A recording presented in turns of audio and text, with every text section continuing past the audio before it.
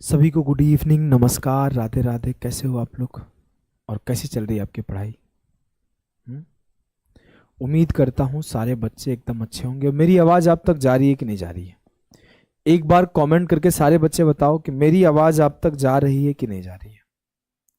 देखो, हम लोगों ने एक दिन ट्राई किया था ऑलरेडी इस क्लास को कंप्लीट करने का, फ्राइडे को, जो कि कंप्लीट नहीं हो पाया था ड्यू टू टेक्निकल इशू। लेकिन आज हम लोग पूरी कोशिश करेंगे कि आज हम लोग कंप्लीट प्रोपोर्शन को कंप्लीट कर पाए। ठीक है, हम लोग अपने फाउंडेशन बैच में आज हम लोग प्रोपोर्शन पढ़ने वाले हैं। रेशियो हमारा कंप्लीट हो चुका है, इसके बेसिक कॉन्सेप्ट्स को भी हम लोग पढ़ेंगे। जो भी इसके शॉर्टकट पॉसिबल है सारे शॉर्टकट करेंगे, और जितने भी क्वेश्चन है आपके प्रीवियस ईयर क्वेश्चन हम लोग कर रहे होंगे। ठीक है, अगर बात करूं मेरे लाल, तो हमने अरिथमेटिक को 3 पार्ट में बांटा था, अगर आप लोगों को याद हो। पहला पार्ट में हमने percentage, profit and loss, simple interest, compound interest और इंस्टॉलमेंट पढ़ाया। सेकेंड पार्ट में हमने आपको time, speed, distance, boat stream, linear और circular race, time and work, pipe and system पढ़ाया। थर्ड पार्ट में हमारा मिक्सचर और एलिगेशन हो चुका है, रेशियो हो चुका है। आज बारी है प्रोपोर्शन का। प्रोपोर्शन के बाद आपका एक लेक्चर एज में आएगा, एक लेक्चर आपका पार्टनरशिप में आएगा, और एक ही लेक्चर आपका, 1 से 2 लेक्चर आपका एवरेज में आएगा। मान सकते हो कि 2 लेक्चर आपका एवरेज में आएगा। तो आपके इसके बाद 4 लेक्चर आएंगे और ये पूरा का पूरा सीरीज हमारा खत्म हो जाएगा। ठीक है, 4 लेक्चर आएगा, उसके बाद ये पूरा का पूरा सीरीज हमारा खत्म हो जाएगा। एक छोटा सा इंफॉर्मेशन है, अगर आपके बेसिक्स कंप्लीट है, आपको सिर्फ मिक्स प्रैक्टिस करना है, तो आपके लिए एक बैच है, अभ्यास बैच, जिसमें आपको मिक्स प्रैक्टिस करवाया गया है। इसमें 25 सेशन हो चुके हैं, 5 सेशन बाकी है। तो आप इस पर बेहतरीन तरीके से जाके ज्वाइन कर सकते हो और पढ़ सकते हो। अभ्यास बैच आपका एक प्रैक्टिस बैच है, जहां पर मिक्स क्वेश्चन का प्रैक्टिस कराया जाता है। तो यहां पर आपके मिक्स क्वेश्चन को बहुत जबरदस्त तरीके से सिखाया गया है। ठीक है, चलो, आज हमारा डे 23 चल रहा है, ये भी बात आपको मैं बोलना भूल गया। स्टार्ट करते हैं। रेशियो एंड प्रोपोर्शन में हम लोग आज प्रोपोर्शन पढ़ने वाले हैं। आज हम लोग प्रोपोर्शन पढ़ने वाले हैं। प्रोपोर्शन में आपको मैं बता दूं कि 2 टाइप के सवाल बनते हैं। सभी को गुड इवनिंग, गुड इवनिंग। देव, इसके लिए स्ट्रैटेजी मैं बनाऊंगा, 20 डेज का स्ट्रैटेजी कैसे करना है। चलो, प्रोपोर्शन में हमारे 2 तरीके के सवाल पूछे जाते हैं। एक पूछे जाते हैं बेसिक कॉन्सेप्ट ऑफ प्रोपोर्शन के, और एक पूछे जाते हैं कॉन्सेप्ट ऑफ प्रोपोर्शनलिटी के। अगर आप 2024 का बात करोगे तो 2024 में इस टॉपिक से बहुत अच्छे अच्छे सवाल पूछे गए, और इस टॉपिक से भी 1-2 अच्छे सवाल 2024 में पूछे गए, लेकिन ज्यादा फोकस इस पर रहा। अगर आप देखोगे, ना सिर्फ एसएससी बल्कि रेलवे हो, चाहे रेलवे के कोई भी exam, RPF, RRB, JE, LP, सब में पूछे गए, सीएचएसएल में पूछे गए।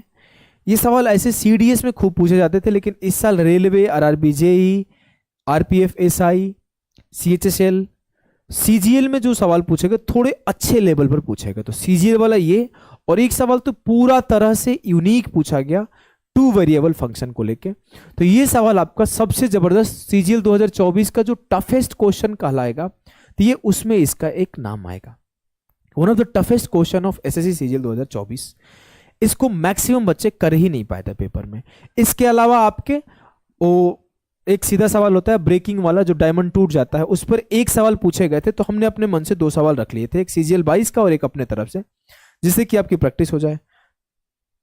इसके अलावा अगर मैं बात करूं तो एक आपका बहुत अच्छा सवाल पूछा गया था सिलेक्शन पोस्ट में, इसको भी हमने रख लिया है। सॉरी, एक सवाल सीएचएस में पूछा गया था, तो इसके और हमने 3 सवाल रख लिए, जिससे कि इस कॉन्सेप्ट को शॉर्ट ट्रिक से कैसे सॉल्व करते हैं ये करा दूंगा। एक आईसीआर का सवाल है, एक सीजीएल 2019 का सवाल है, एक मेंस का सवाल है। तो आपके 4 सवाल यहां पर भी रख लिया हूं। तो आपके जितने प्रोपोर्शन से पॉसिबल केसेस थे, सारे के सारे पॉसिबल चीजें हमने ले लिया। तो आओ प्रोपोर्शन स्टार्ट करते हैं। सबसे पहला चीज, सर प्रोपोर्शन होता क्या है? प्रोपोर्शन ये होता है कि जब 2 रेशियो बराबर हो जाएगा तो प्रोपोर्शन होता है। क्या? जब 2 रेशियो बराबर हो जाएगा तो उसे हम लोग प्रोपोर्शन कहते हैं। ठीक है, सभी को गुड इवनिंग, नमस्कार, सभी को गुड इवनिंग। पढ़ने फोकस करते हैं। थोड़ा देर बाद हम लोग कमेंट का रिप्लाई देंगे। अभी कमेंट पे रिप्लाई देने लगूंगा तो टाइम बर्बाद होगा। तो बेहतर है कि अपने 1 से 1.5 घंटा अच्छे तरीके से पढ़ते हैं, फिर कमेंट पे मैं सबका कमेंट का रिप्लाई दूंगा, ठीक है। चलो, प्रोपोर्शन क्या होता है कि जब दो रेशियो बराबर हो जाता है तो उसे प्रोपोर्शन बोलते हैं। कि मतलब अगर a बाई बी बराबर हो जाएगा c बाई डी के, तो यही मेरा प्रोपोर्शन है। इट मीन्स मैं ये बात बोल सकता हूं कि a, b, c and d are in proportion, are in proportion.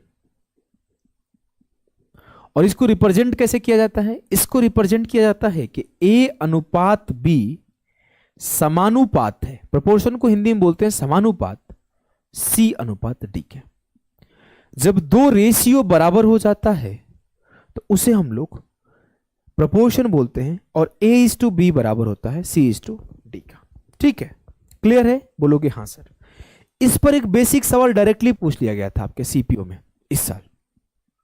सिर्फ आपके डेफिनेशन ऑफ प्रोपोर्शन से एक सवाल एसएससी सीपीओ 2024 में डायरेक्टली पूछ लिया गया था। सवाल था कि if four distinct positive numbers A B C and D in the order given are in proportion. दिया गया है कि ए बी सी डी जिस ऑर्डर में दिया गया है वो प्रोपोर्शन में है, then which of the following option is not correct. तो दिया गया कौन सा ऑप्शन करेक्ट नहीं होगा। मैं सिंपली ये बोलूंगा कि a बाई बी बराबर c बाई डी है। अगर ये लाइन बोला है कि A B C D proportion में है तो सिंपली ये बात बोलूंगा कि a बाई बी बराबर होगा c बाई डी में। बोलोगे हाँ sir. It means A D बराबर बी सी होगा, इट मीन्स ए डी बराबर बी सी होगा। बोला इनमें से कौन सा सही नहीं है, तो पहला ऑप्शन है कि A C B D is proportional in the given order. Check करते हैं क्या A C B D proportional है। तो सर ए बाई सी बराबर जब मैं बी बाई डी करता हूं तो दोनों तरफ मल्टीप्लाई किया तो ये भी मिला मुझे ए डी बराबर बी सी। सर ये और वो दोनों प्रोपोर्शनल है, ये सही है।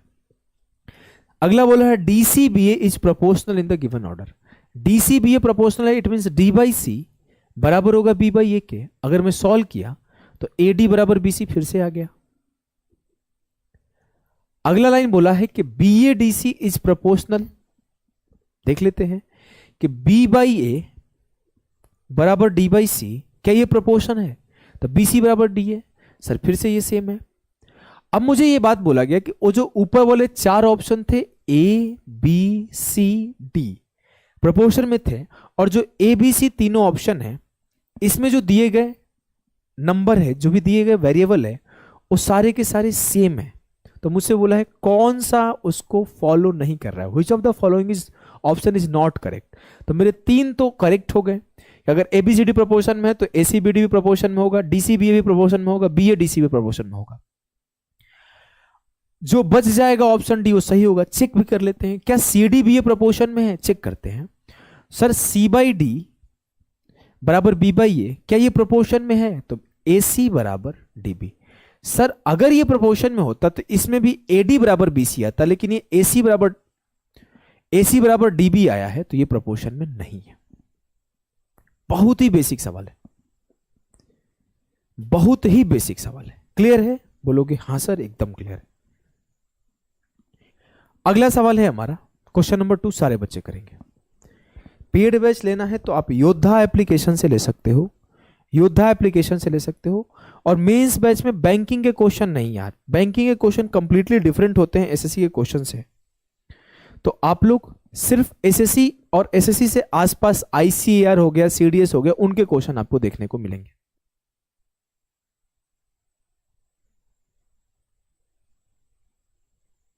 चलो इस क्वेश्चन को फटाफट से करो आप लोग। बेसिक सवाल है ये, बेसिक सवाल है। क्या सवाल है कि find the mean proportional between 25 and 81। पहले आपको यह पता होना चाहिए कि मीन प्रोपोर्शनल होता क्या है। मीन प्रोपोर्शनल होता क्या है? सबको पता होगा मीन प्रोपोर्शन क्या होता है। अगर मैं बोलूं एक ए है और एक बी है, इसका मुझे अगर मीन प्रोपोर्शनल निकालना पड़े तो ये होता है square root of A B. अब मुझे बोला 25 और 81 का मीन प्रोपोर्शन क्या होगा?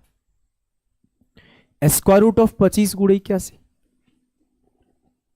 25 का स्क्वायर रूट 5, 81 का स्क्वायर रूट 9, 9 5 45 जो होगा वो ऑप्शन भी सही उत्तर होगा।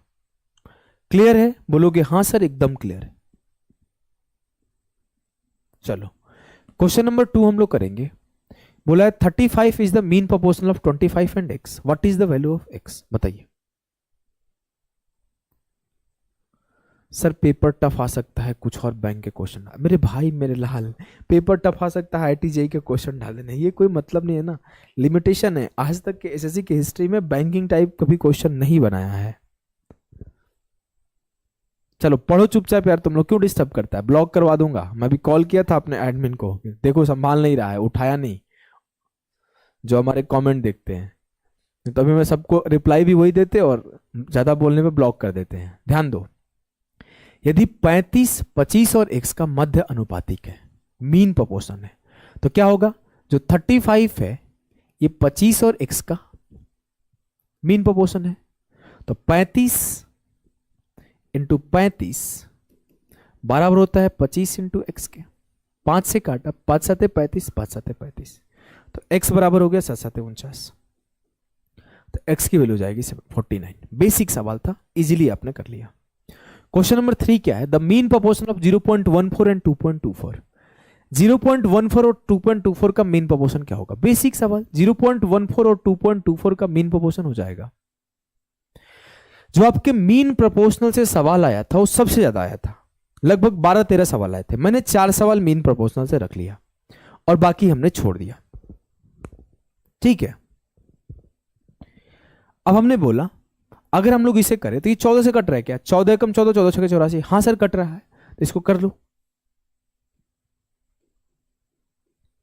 होंगे थोड़ा कमेंट पे ध्यान दीजिएगा ना, कुछ देर से काफी बच्चे मैसेज कर रहे थे। देखो अगर हम लोग कर रहे होंगे तो सबसे पहले इसमें 2 जीरो इसके नीचे, 2 जीरो इसके नीचे, तो 4 जीरो है, बोलोगे ठीक है सर। ये 14 है, ये 14 है, तो 14 कम 14, 14 छक्के 84, 16 है। 14 के स्क्वायर से 14 बाहर आएगा, 16 के स्क्वायर से 4 बाहर आएगा और नीचे 100 के स्क्वायर से 100 बाहर आएगा, तो 14 चौके 56/100, 0.56 जो आएगा वो करेक्ट आंसर आएगा। क्लियर है? Option D. चलो अब क्वेश्चन नंबर हम लोग 4 को कर रहे होंगे। क्वेश्चन नंबर 4 को हम लोग कर रहे होंगे। आकाश आप कहीं और पढ़ लो भाई, क्यों परेशान कर रहे हो मुझे, हमें अपने अकॉर्डिंग पढ़ाने दो और हमें अपने अकॉर्डिंग पढ़ने दो। जो बच्चे बाद में पढ़ते हैं उन्हें डिस्टर्ब होता है, मेरे यहाँ बच्चे काफ़ी रिकॉर्डेड ही पढ़ते हैं, लाइव नहीं पढ़ते हैं, हमें पता है ये बात, इसलिए मैं क्लासेस के बीच में बात नहीं करता हूँ, तुम डिस्टर्ब कर रहा है, ध्यान रखो, पढ़ाने दो शांति से। देखो, find the natural number obtained when the natural number is 13 is subtracted from the mean proportional of 75 and 12। उस संख्या को बताना है जिसके मीन प्रोपोर्शनल से 13 घटाने पर वो प्राप्त हो।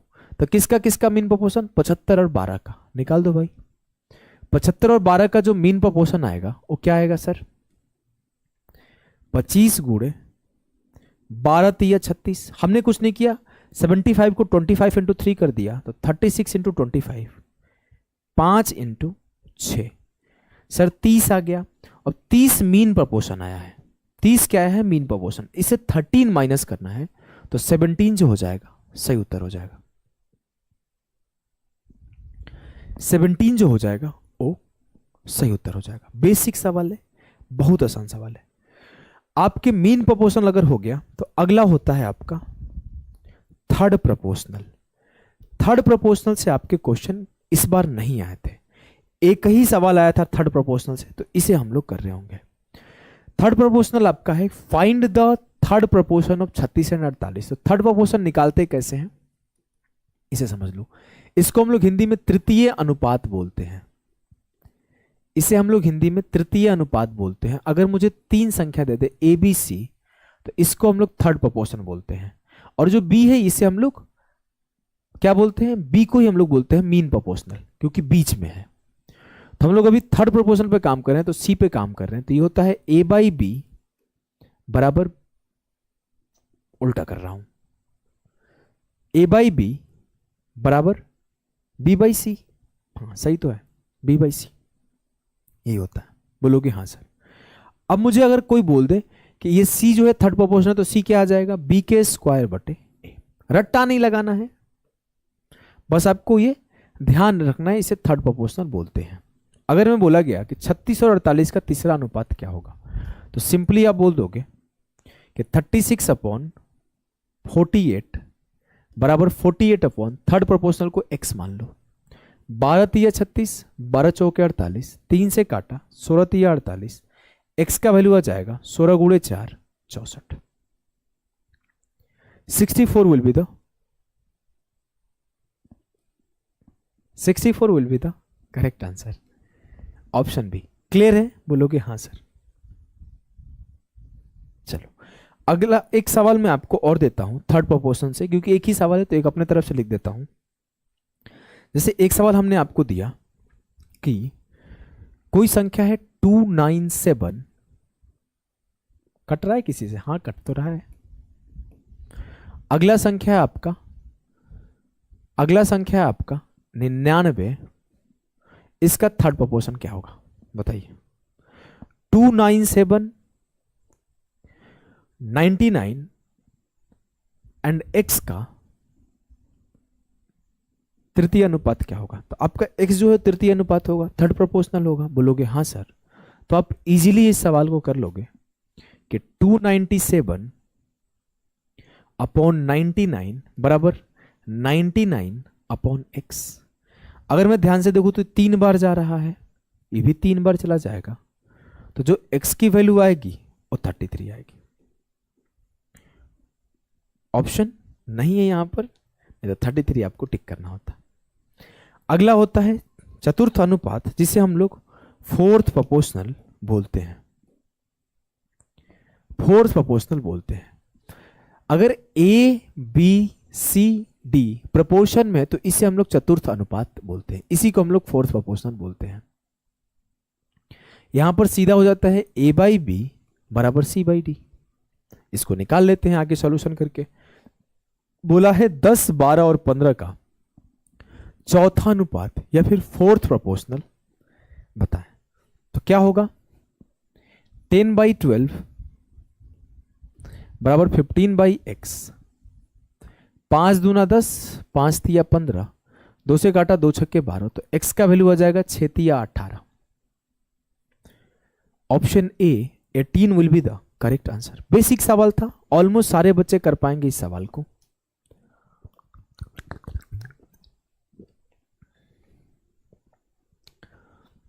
ऑलमोस्ट सारे बच्चे कर पाएंगे। क्वेश्चन नंबर 7 को हम लोग देखेंगे। देखो, find the fourth proportion to the 1.25, 5.75 और 3.5।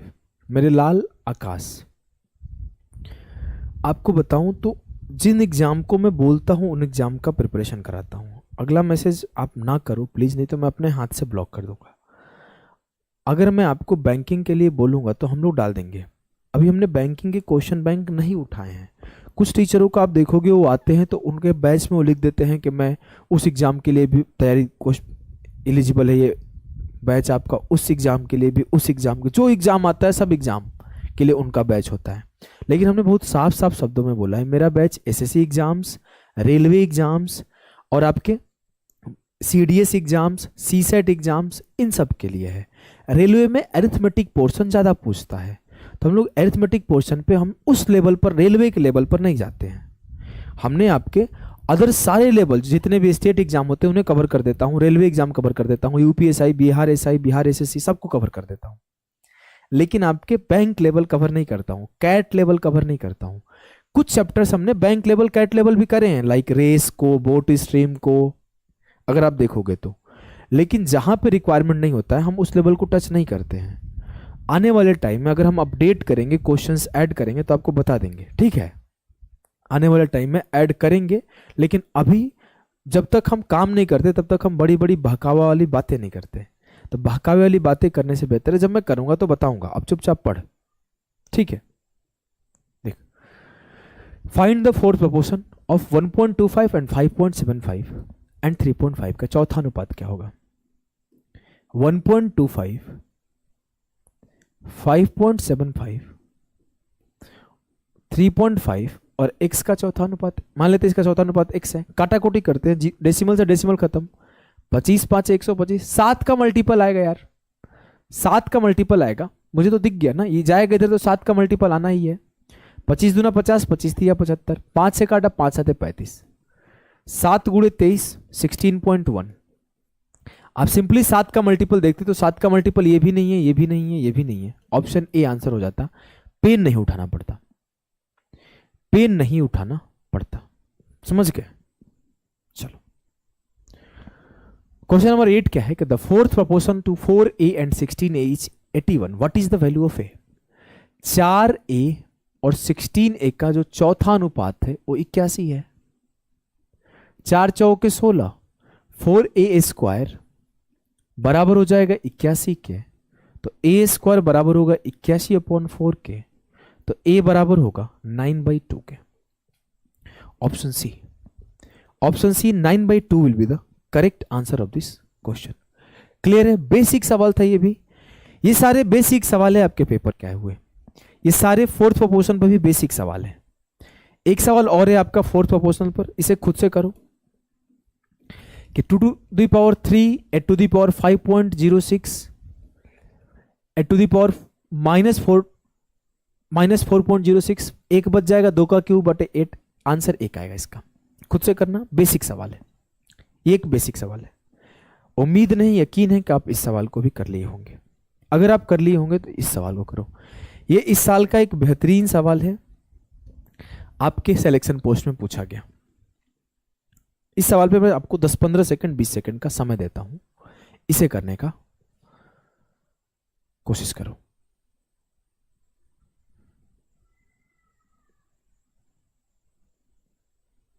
देखो, 4 distinct positive numbers a, b, c and d in the order given are in proportion। बोला गया है कि 4 पॉजिटिव नंबर है a, b, c, d, उसी ऑर्डर में प्रोपोर्शन में है, मतलब a बाई बी बराबर है c बाई डी के। बोलोगे हाँ सर, मतलब a बाई बी बराबर है c बाई डी के। कोई समस्या? कोई समस्या नहीं है। आगे बोला है कि b is 35 more than a, जो b है वो a से 35 ज्यादा है, जो b है वो a से 35 ज्यादा है, मतलब b की जो वैल्यू है वो a प्लस 35 लिख सकता हूं, बिल्कुल लिख सकता हूं। और बोला है आगे and d is 60 more than c, it means मैं d को c प्लस 60 लिख सकता हूं, बिल्कुल लिख सकता हूं। अब मुझे यहां पर b की वैल्यू पता है, d की वैल्यू पता है। आगे अगर गया तो बोला गया है कि the product of a and c is 5376, मुझे a और c के प्रोडक्ट को भी दिया गया है, a और c का प्रोडक्ट भी दिया गया है कि 5376 है। मुझसे बोला गया what is the sum of a plus B plus C plus D. मुझे जो दिया गया डेटा है कि A B C D proportion में है तो a बाई बी बराबर c बाई डी, जो b है वो a से 35 बड़ा है तो b बराबर a प्लस 35, जो d है वो c से 60 बड़ा है तो d बराबर c प्लस 60, और जो प्रोडक्ट ऑफ a इंटू सी है, जो प्रोडक्ट ऑफ a इंटू सी है उस 5376 है। बोलोगे हाँ सर। अब मैं आगे सॉल्व करता हूं, मैंने b के जगह पर a प्लस 35 रख देना है,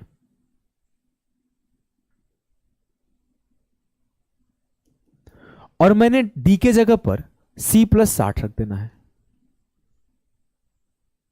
क्रॉस प्रोडक्ट मल्टीप्लाई कर दिया तो हो जाएगा AC प्लस 60 और ये प्रोडक्ट कर दो तो ये हो जाएगा AC प्लस 35C।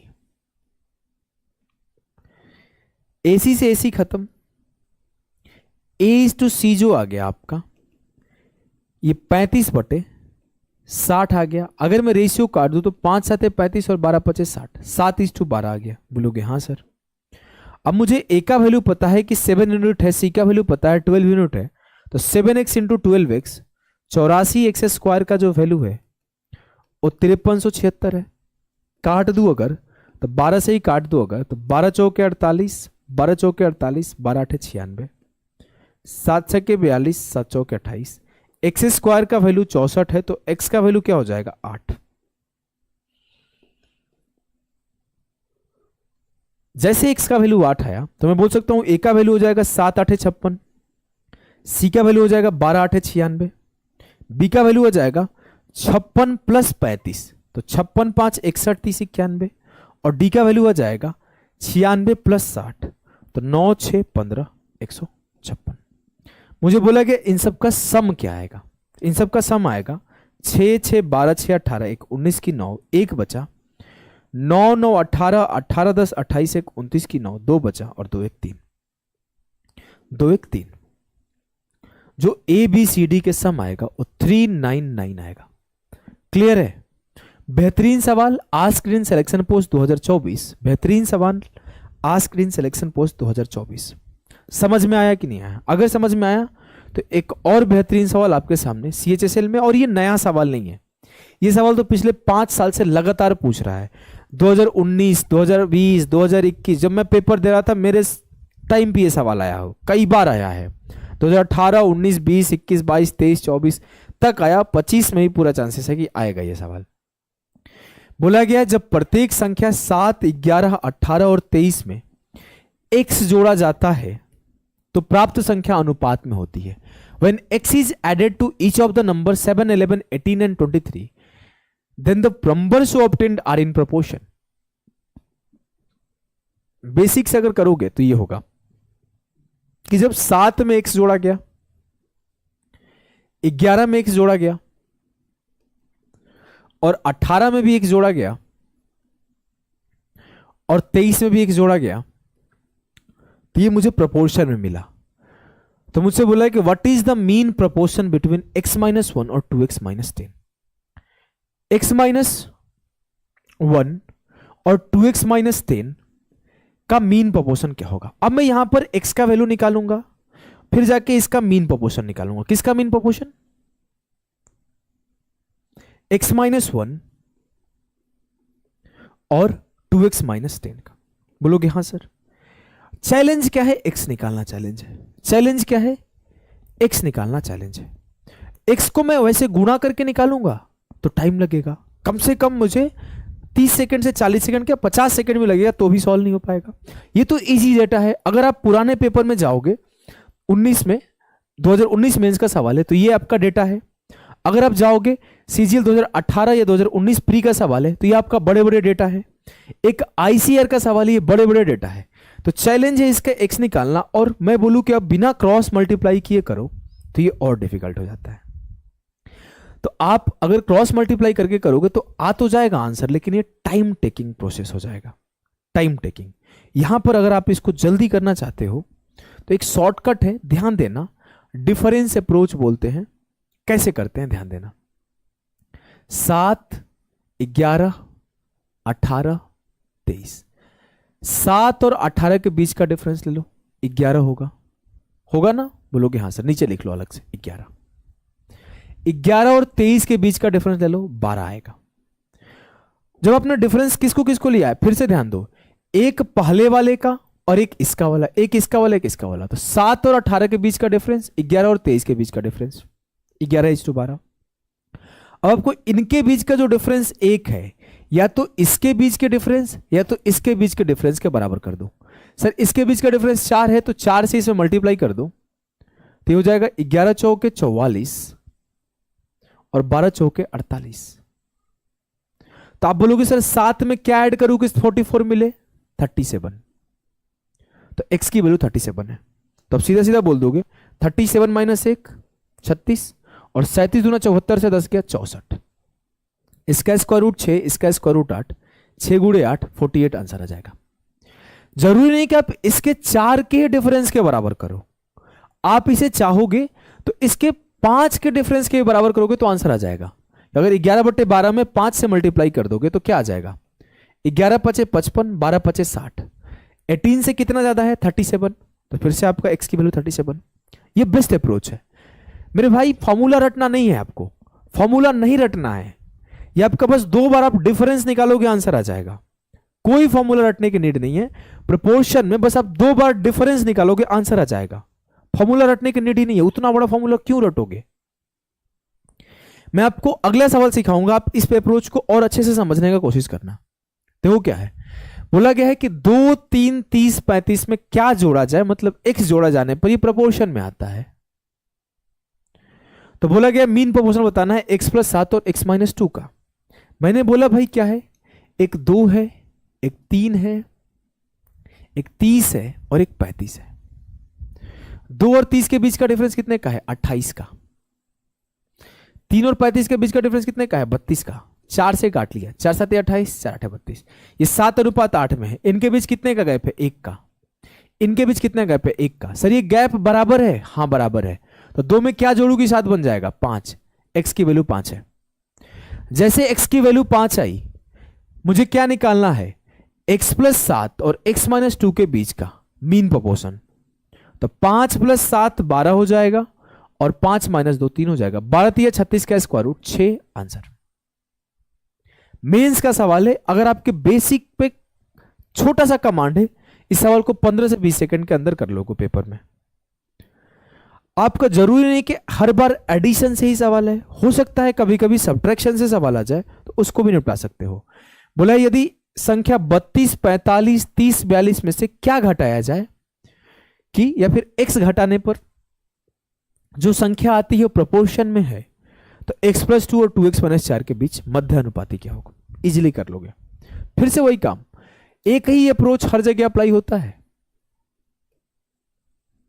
आप एक ही अप्रोच हर बार अप्लाई करोगे। 32 30 का गैप 2 का, 45 42 का गैप 3 का, 2:3 1 का गैप है। इनके बीच सर 13 का गैप है। 13 से मल्टीप्लाई कर दो, 13 दूना 26 और 13 तिया 39। सर 32 से क्या घटा है, 6 घटा है, मतलब x की वैल्यू 6 है। x प्लस 2 और 2x माइनस 4 का मीन प्रोपोर्शन निकालो। x plus 2 6 plus 2 8, 2x minus 4 6 दूना 12 से 4 गया 8। सर ये आ जाएगा 8। खत्म खत्म। समझ में आया कि नहीं आया? एक लाइन में ये सब सवाल निपट जाएंगे। इसे करना है, कैसे करोगे, देखो x is subtracted from each of 25 32 59। 25 और 59 के बीच कितने का गैप है, 9 से 5 गया 4, 5 से 2 गया 3, 34 का। 80 और 32 के बीच कितने का गैप है, सर 48 का। 32 8 40 सही है। 9 से 5 गया 4, ये भी सही है। काटा, सर ये हो गया 17/24। इनके बीच कितने गैप, 7 का। इनके बीच कितने गैप, 7 का। सर 25 में से क्या घटाएंगे कि 17 मिलेगा, 8। x का वैल्यू 8 है। मुझसे पूछा गया कि what is the mean proportional between 3x plus 1 and 5x minus 4। तो 8 तिया 24 में एक जोड़ा 25, 8 5 40 से 4 गया 36। इसका स्क्वायर रूट 5 आएगा, इसका स्क्वायर रूट 6 आएगा। 5 6 के 30 जो हो जाएगा आंसर। क्लियर है? बताओ क्लियर है कि नहीं?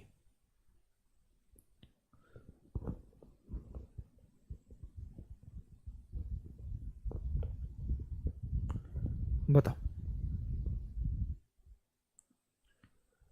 अगर क्लियर है तो अगला हम लोग स्टार्ट करेंगे कॉन्सेप्ट ऑफ प्रोपोर्शनलिटी। यहां पर हम लोग चीजें सीखते हैं, डायरेक्टली प्रोपोर्शनल और सीखते हैं हम लोग इनवर्सली प्रोपोर्शनल। तो दो चीज प्रॉपर हम लोग सीखते हैं, एक सीखते हैं डायरेक्टली प्रोपोर्शनल और एक सीखते हैं हम लोग इनडायरेक्ट, एक इनवर्सली प्रोपोर्शनल। एक होता है व्युत्क्रमानुपाती और एक होता है समानुपाती। जैसे हमने बोला कि x is directly proportional to y, तो इसको हम लोग कैसे रिप्रेजेंट करेंगे, x is directly proportional to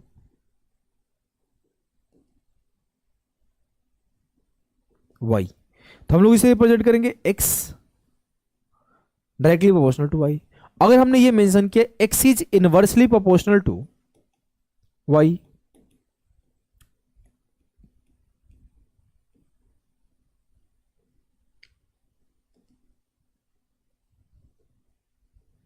तो हो जाएगा x inversely proportional to y, 1/y। हम लोग एक समानुपात और एक व्युत्क्रमानुपात, दो चीज के ऊपर हम लोग पढ़ाई करने वाले हैं। और इसे खूब सारे सवाल आपके रेलवे में और आपके एसएससी में आए हुए हैं। जैसे एक सवाल आपके सामने है, बोला है कि m varies inversely as n square plus 3। जो m है वो n स्क्वायर का इनवर्सली प्रोपोर्शनल है। एन स्क्वायर प्लस 3 का। अब बोला यदि m 3 होता है तो भी n 3 होता है, तो m का मान क्या होगा जब n स्क्वायर 69 होगा, बताइए। बोला गया है कि अगर m का वैल्यू 3 है तब n का वैल्यू भी 3 है। तो बोलोगे सर m का मान जब 3 है तो n का मान भी 3 है, तो 3 स्क्वायर 9 3 12। अब मुझसे बोला कि जब m का वैल्यू क्या होगा जब n स्क्वायर का वैल्यू 69 है, तो 69 पुट करो तो 69 3 72। जनरली हम लोग यहां पर एक कांस्टेंट इंट्रोड्यूस कर देते हैं k। कई जगह आपको कांस्टेंट k इंट्रोड्यूस हो जाता है कि 3 इज डायरेक्टली प्रोपोर्शनल टू 1/12, तो 3 बराबर k/12, तो k बराबर 12 3 36। तो यहां पर भी वो कांस्टेंट को रिफ्लेक्ट कर देंगे कि m बराबर k/72 और k की वैल्यू 36 आ गई है, तो m बराबर 36/72 1/2 1/2 आंसर हो जाएगा। आप इसे ऐसे तो कर ही सकते हो किसी कांस्टेंट k को इंट्रोड्यूस करके कि जब m डायरेक्टली प्रोपोर्शनल है 1/n स्क्वायर प्लस 3 के, तो इसे आप किसी कांस्टेंट k को इंट्रोड्यूस करके कि m बराबर k upon n square plus 3, ऐसे तो कर ही सकते हो। इसके अलावा आप डायरेक्टली भी कर सकते हो बिना k को इंट्रोड्यूस किए। कैसे कर सकते हो ये भी सिखाता हूं। एक तरीका ये हो गया कि अपने प्रोपोर्शनल के जो साइन है उसको ब्रेक करने के लिए आप k को इंट्रोड्यूस किए। अगर मैं आपसे बोलूं कि यहां पर आप बिना k को इंट्रोड्यूस किए कैसे करोगे, देखो मैं उसको सिखाता हूं। अगर मैं बोलूं दोनों में कांस्टेंट है तो दोनों में k होगा, यहां पर भी k होगा, यहां पर भी k होगा। बोलोगे हाँ सर, चुपचाप इन दोनों का रेशियो ले लो, वो कांस्टेंट खुद ब खुद कट जाएगा। तो 3/m बराबर 72 ऊपर जाएगा तो 72/12, 12 6 के 72, 3 दूना 6, तो m की वैल्यू 1/2। इट मीन्स मैंने ये बोला कि कांस्टेंट k को इंट्रोड्यूस करने की जरूरत नहीं है, आप इजीली इसका रेशियो लेकर भी सवाल को निपटा सकते हो। क्लियर है? बोलोगे हाँ सर क्लियर है। क्वेश्चन नंबर 14 को हम लोग देख रहे होंगे। आरपीएफ एसआई का आया हुआ सवाल है, सारे बच्चे फोकस करेंगे। यदि x बराबर x वाई क्यूब माइनस 1 के व्युत्क्रमानुपाती होता है तथा y बराबर 3 होने पर 6 के बराबर होता है, तो y बराबर 8 होने पर x का मान ज्ञात करिए। x varies inversely as y cube minus 1, x varies inversely as y cube minus 1, मतलब x वेरी करता है y क्यूब माइनस 1 से। बोला है कि अगर बोला है कि each y cube minus 1 is equal to 6 when y बराबर 3। थोड़ा इंग्लिश में गड़बड़ लग रहा है यार, हिंदी वाला पढ़ते हैं। तथा y बराबर 3 होने पर 6 के बराबर होता है। अच्छा ठीक है, तो यहां पर लिखना चाहिए था y बराबर 3 होने पर x 6 के बराबर होता है, x 6 के बराबर होता है, ऐसे लिखना चाहिए था। क्योंकि यहां पर x का वैल्यू देगा ना, जब यहां पर x का वैल्यू तो देना ही चाहिए, बिना उसके तो आंसर आ ही नहीं पाएगा, बिना उसके तो आंसर आ ही नहीं पाएगा। तो यहां पर x का वैल्यू देना चाहिए था। तो हमने बोलेंगे कि x का वैल्यू 6 है तो y का वैल्यू क्या है 3, तो 3 का क्यूब 27 से 1 गया 26। बोलोगे ठीक है। y 8 होने पर x का मान क्या होगा, तो x को x रख लो और y का 8, 8 का क्यूब 512 से 1 गया 511। इसका रेशियो ले लो, रेशियो लिया तो 6/x बराबर हो जाएगा 511, ऊपर जाएगा 511/26, तो x की वैल्यू आ जाएगी 26 छके 156/511, 156/511 ऑप्शन है। मैं बता दूं कि इस तरह के कम से कम रेलवे में आपके 30 से 40 सवाल आए, एसएससी में आपके 15 से 20 सवाल आए, तो आपको इन सारे सवालों को खुद से निपटाना होगा और बहुत ही बेहतरीन बेहतरीन। म्यूजिक उस नहीं होगा, आप उसे नोट डाउन कर लो, नहीं होगा अवेलेबल, जो अवेलेबल होगा वो आपको वहीं पर प्रोवाइड हो गया होगा, और जो नहीं अवेलेबल होगा वो नहीं मिल पाएगा। क्या बात है, तुम लोग बेकार का मैसेज कर रहा है, टाइम पास कर रहा है, पढ़ाने दो। कभी किसी और को गाली दे रहा है, कभी कुछ कर रहा है, मैं देख रहा हूं सब कुछ। चलो अब क्वेश्चन नंबर 17 हम लोग कर रहे होंगे, ध्यान देंगे सारे बच्चे क्वेश्चन नंबर 17 को। थोड़ा सा इसको लैंग्वेज में रिप्रेजेंट किया गया है, ऐसा नहीं कि सवाल डिफिकल्ट है, इसको लैंग्वेज में रखा गया है कि आप इसे देख के कर ना पाओ। बोला गया गणित में as marks in mathematics are directly proportional to the practice time. जो मार्क्स है वो आपके प्रैक्टिस टाइम के डायरेक्टली प्रोपोर्शनल है, जो कि रियलिटी है। जो जितना प्रैक्टिस करेगा उसका उतना मार्क्स इंक्रीज होगा।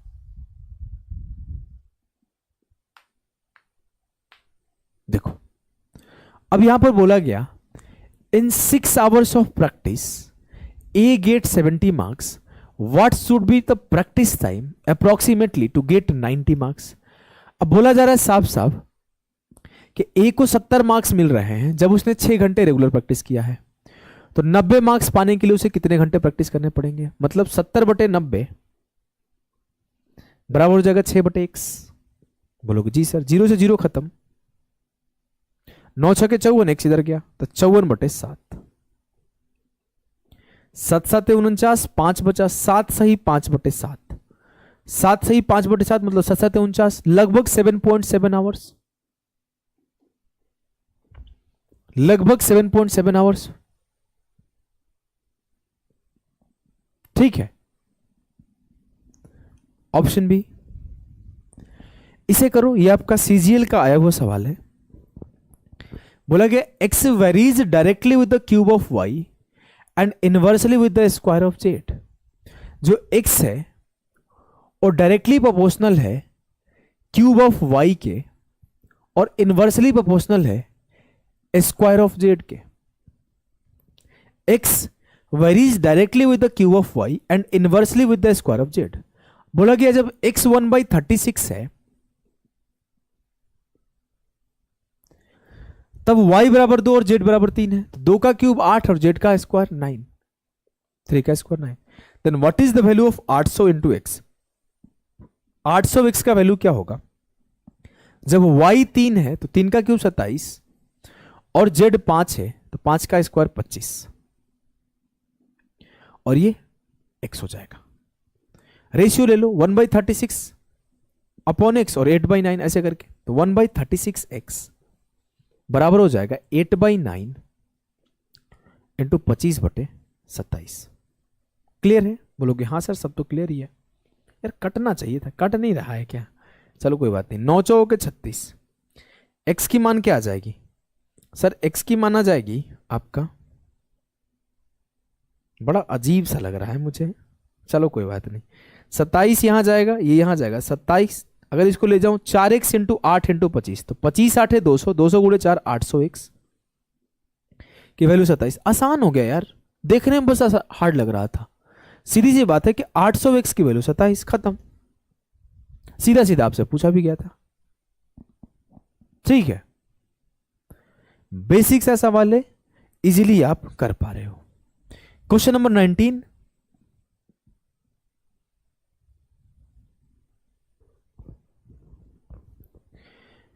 इजीली आप क्वेश्चन नंबर 18 कर लिए। 19 थोड़ा सा अच्छा सवाल है।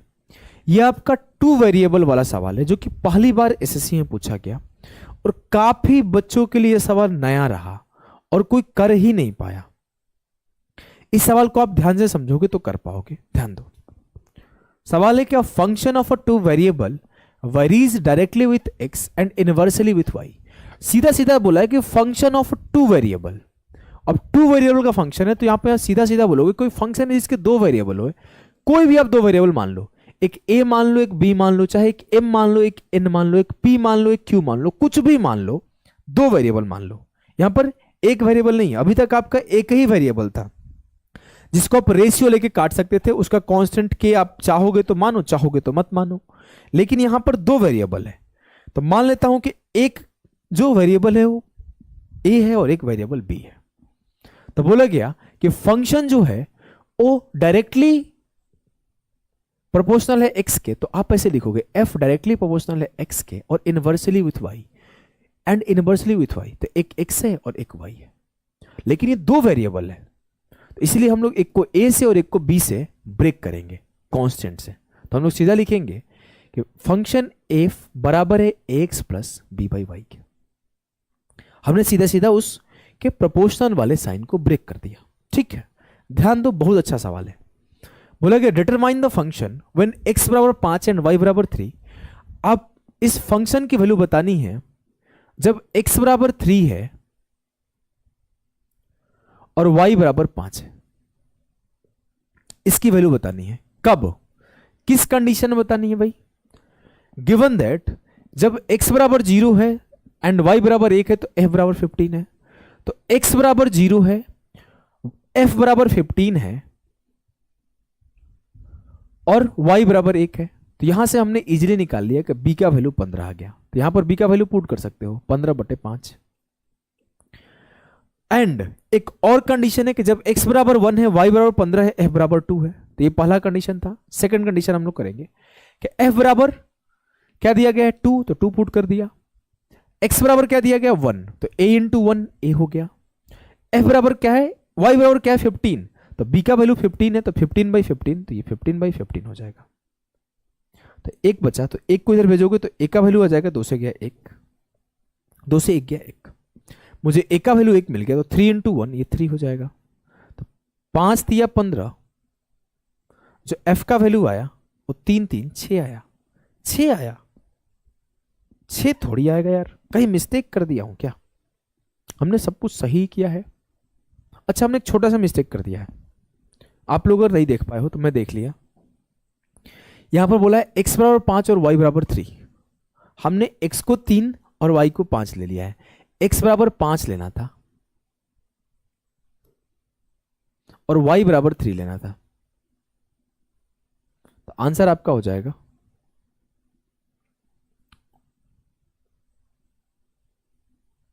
3 5 15, 5 5 10।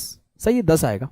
मुझे इसका याद था आंसर, क्योंकि हमने जब ये आंसर किया था सबसे पहले करवाया था।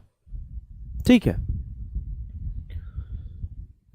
Airman Vivek Verma sir, sorry class disturb करने के लिए, बस यही पूछना था। एडवांस मैथ्स का नोट बहुत जल्दी आएगा। इतना समझ लो कि 10-15 दिन के अंदर ही कुछ प्लान कर रहे हैं, क्योंकि बन चुका है, लिख चुका है, पीडीएफ फ्री में रिलीज कर देंगे सारे बच्चों के लिए। ऐसा नहीं कि कोई आपको बेच खरीदना पड़ेगा, फ्री में ही आ जाएगा, परेशान मत हो। समझ में आया होगा। 2 वेरिएबल है, पहली बार सवाल आया था, डिफिकल्ट सवाल था। Last but not the least, इस टाइप के सवाल को हम लोग करेंगे जो कि 3 सवाल है। एक बार रिप्लाई दो भैया। 350 वीओडी पढ़ लिया। ग्रुप डी रेलवे में मैथ में 25 क्वेश्चन में से 17-18 हो रहे हैं। क्या करूं? प्रैक्टिस करो, रिवीजन करो, एनालिसिस करो। जो क्वेश्चन नहीं हो पा रहे, क्यों नहीं हो पा रहे, एनालिसिस करो। कैसे एनालिसिस करते हैं हमने यूट्यूब पर वीडियो बना रखा है, उसको देखो। देखो, बोला गया the cost of a diamond varies directly as the square of its weight. जो कॉस्ट है वो वेट के स्क्वायर के बराबर है। बोलोगे ठीक है सर। बोला गया once this diamond broke into 4 pieces. एक डायमंड है वो 4 पीसेस में टूट गया। बोलोगे ठीक है sir. And in the ratio 4:3:2:1, मतलब 4 3 7 2 9 1 10। अगर 10 केजी का मान लो डायमंड था तो वो टूट के 4 केजी, 3 केजी, 2 केजी, 1 केजी में बट गया। मान लेते 10 किलो का इतना बड़ा डायमंड था मेरे पास, वो ब्रेक हो गया तो 4 किलो, 3 किलो, 2 किलो, 1 किलो में टूट गया। बोलोगे ठीक है सर। अगर वो 10 केजी का था तो उसका प्राइस कितना होगा? 10 का स्क्वायर 100, क्योंकि प्राइस सीधा सीधा वेट का स्क्वायर है। 4 केजी का होगा तो 4 का स्क्वायर 16, 3 केजी का होगा तो 3 का स्क्वायर 9, 2 केजी का होगा तो 2 का स्क्वायर 4 और 1 केजी का होगा तो 1 का स्क्वायर 1। 16 9 25 4 29 1 30। सर पहले उसका वजन के अकॉर्डिंग उसका प्राइस 100 रुपए था, अब उसके वजन के अकॉर्डिंग उसका प्राइस 30 रुपया है। उसके प्राइस में 70 रुपए का नुकसान हो गया, लेकिन वो बोल रहा है when the pieces were sold the merchant got 63,000 less than that of 1 piece. Merchant को 63,000 का लॉस हुआ है। सर हमने यहां निकाला 70 का लॉस हुआ है, तो 70 बराबर हो जाएगा 63,000 के। 1 बराबर हो जाएगा 900 के। तो मुझसे क्या पूछा है कि find the original price of diamond. तो 100 यूनिट का वैल्यू बताओ। तो 100 यूनिट का वैल्यू हो जाएगा 100 इंटू 900, 90,000। बेहतरीन सवाल है, और ऐसे सवाल पहले भी आ चुके हैं, पहली बार नहीं आया है। देखो 2022 में ये सवाल क्या सवाल है कि the cost of a piece of a diamond varies with the square of its weight. Same चीज है कि जो कॉस्ट है उसके वेट के स्क्वायर के बराबर है। A diamond of 6084 value is cut into 3 pieces. एक डायमंड है जिसका वैल्यू जो है 6084 है, उसको 3 पीसेस में काट दिया गया।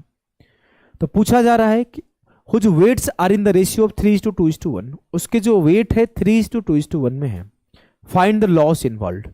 3 2 5 1 6 का होगा तो 6 का स्क्वायर 36 उसकी वैल्यू होगी, 3 का स्क्वायर 9, 2 का स्क्वायर 4 और 1 का स्क्वायर 1, 9 4 13 1 14 उसकी अब वैल्यू हो गई। सर 22 का नुकसान हो गया, मुझसे पूछा गया कितने का नुकसान है, तो जो भी आंसर आएगा 11 का मल्टीपल आएगा। 6 3 9 8 7 15 नहीं हो सकता है, 6 3 9 8 1 9 ये हो सकता है, 3 1 4 8 7 15 नहीं हो सकता है, 5 5 10 5 3 8, आंसर होगा ऑप्शन सी। अगर आपको करना है बेसिक से तो बोलोगे सर 36 यूनिट की वैल्यू मुझे दिया हुआ है, 22 यूनिट की वैल्यू मुझे निकालनी है, खेल खत्म।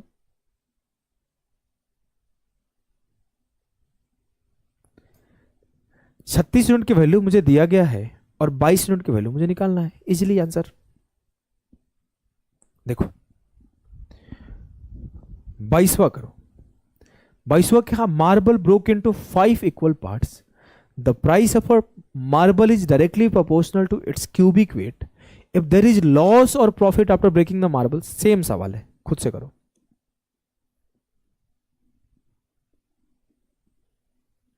सेम सवाल है, खुद से करना।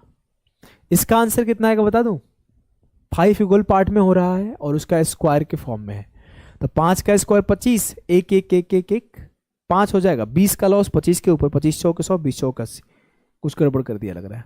5 इक्वल पार्ट क्यूबिक वेट है, अच्छा अच्छा क्यूबिक है ना, तो 125 और 5, 25 इस टू 1, 24 का लॉस 25 के ऊपर, 24 चौके 96, 96% आएगा, ऑप्शन सी। खुद से करना, आंसर कंफर्म करना, ठीक है। अगर आपके बेसिक्स क्लियर हैं, अगर आपको प्रैक्टिस करना है तो यू कैन ज्वाइन अभ्यास बैच। अभ्यास बैच का फीस सिर्फ 399 है और इसमें आपको 30 प्रैक्टिस सेट करवाए गए हैं और बेहतरीन तरीके से, जिसमें आपको 25 अभी अवेलेबल है और आपको 5 बाद में मिल जाएंगे एग्जाम से पहले। अगर आपको चाहिए नहीं सर हम एकदम बेसिक से स्लो कॉन्सेप्ट वाइज धीरे धीरे पढ़ना है, तो कई सारे बच्चे हमारे प्रारंभ में हैं, उनसे आप रिव्यू ले सकते हो और प्रारंभ बैच ज्वाइन कर सकते हो। बेहतरीन बैच है, एक बार पढ़ो आखिरी बार पढ़ो, सब कुछ यहीं पे मिल जाएगा, ठीक है। तो चलिए सभी को नमस्कार, बाय बाय, मिलते हैं नेक्स्ट सेशन में, अभी के लिए इतना ही।